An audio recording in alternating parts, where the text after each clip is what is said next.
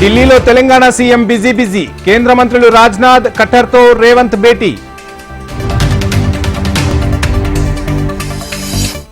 కేంద్ర మంత్రి నితిన్ గడ్కరీతో వెంకట్రెడ్డి భేటీ. రాష్ట్రంలోని రహదారులపై చర్చించిన మంత్రి. విద్యుత్ కొరత లేకుండా చర్యలు తీసుకున్నాం. శ్రీశైలం హైడల్ పవర్ ప్రాజెక్టుపై సమీక్షిస్తామన్న భట్టి.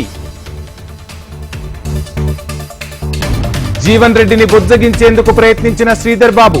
ఆలోచించి నిర్ణయం తీసుకుంటానన్న ఎమ్మెల్సీ. మంత్రి దామోదర రాజనరసింహతో జూడాల చర్చలు అసంపూర్ణం. సమ్మె కొనసాగిస్తామన్న జూడాలు. నేతన్నలవి ఆత్మహత్యలు కావు, అవి ప్రభుత్వ హత్యలే. కక్షతో నేతన్నల ప్రాణాలు బలిపెట్టవద్దన్న కేటీఆర్. బట్టికి ప్రతిపక్ష నేత హోదా లేకుండా చేసింది మీరు కాదా? తెలంగాణలో బీఆర్ఎస్ ఖతమైందన్న షబ్బీర్ అలీ. డబుల్ బెడ్రూమ్ దరఖాస్తుదారులకు ఫేక్ కాల్స్. పోలీసులు విచారణ జరపాలన్న ఎమ్మెల్యే రాజాసింగ్. అమరావతి నిర్మాణంపై శరవేగంగా అడుగులు.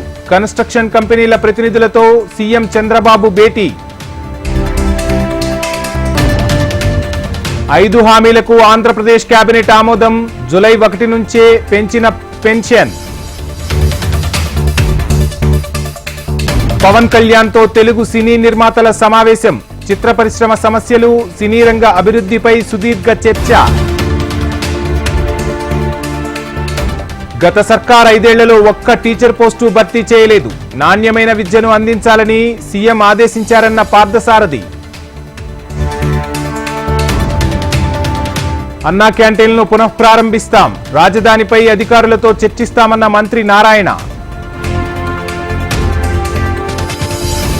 కష్టాలను ధైర్యంగా ఎదుర్కొందాం. మళ్లీ మంచి రోజులు తప్పక వస్తాయన్న జగన్. కొల్లాపూర్ ఆర్డీఓ ఆఫీస్ ముందు ప్రజా సంఘాల ధర్నా. ఆదివాసీ మహిళపై దాడిలో నిందితులను శిక్షించాలని డిమాండ్. మలుపులు తిరుగుతున్న ఘటకేశ్వర్ మాజీ ఎంపీటీసీ హత్య కేసు. 3 రోజులుగా గడ్డం మహేష్ మొబైల్తో నిందితుల చాటింగ్.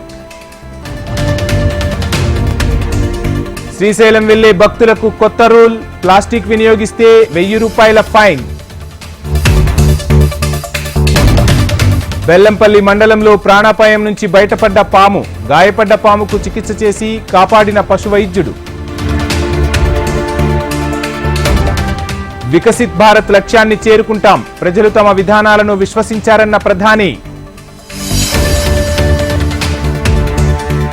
నూతన సభ్యులతో ప్రమాణ స్వీకారం చేయించిన స్పీకర్. తొలి రోజు సుమారు 280 మంది ఎంపీల ప్రమాణ స్వీకారం. రాజ్యసభ పక్ష నేతగా జేపీ నడ్డా. నడ్డాకు కీలక పదవి అప్పగించిన బీజేపీ అధిష్టానం. రాజ్యాంగంపై ప్రధాని మోడీ, అమిత్ షా దాడి. ప్రతిపక్షాల నుంచి మోడీ తప్పించుకోలేరన్న రాహుల్. ప్రధాని మోడీ ఎమర్జెన్సీ వ్యాఖ్యలపై ఖర్గే కౌంటర్. ఎమర్జెన్సీ విధించకుండానే ఆ తరహా పాలన కొనసాగిస్తున్నారన్న ఖర్గే. పేపర్ల లీకేజీ వ్యవహారం కొత్త విషయం కాదు. ఢిల్లీకి సైతం పాకిందన్న అఖిలేష్ యాదవ్.